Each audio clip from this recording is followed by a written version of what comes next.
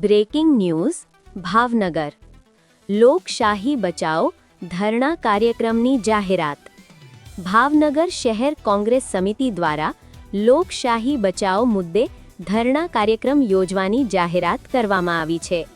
સ્થાનિક સ્વરાજ્યની ચૂંટણીઓ દરમિયાન લોકશાહી મૂલ્યોના ઉલ્લંઘનના આક્ષેપો વચ્ચે આ કાર્યક્રમનું આયોજન કરવામાં આવ્યું છે।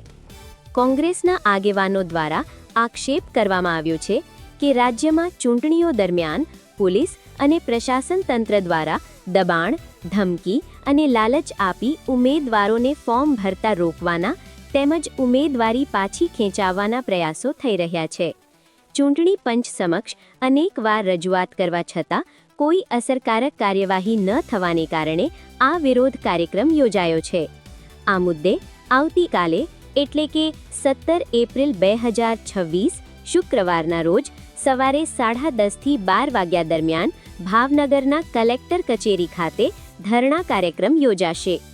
કોંગ્રેસ સમિતિના પ્રમુખ મનોહરસિંહ ગોહિલ એટલે કે લાલભા ગોહિલ દ્વારા શહેરના તમામ આગેવાનો, ઉમેદવારો અને કાર્યકરોને મોટી સંખ્યામાં ઉપસ્થિત રહેવા અપીલ કરવામાં આવી છે।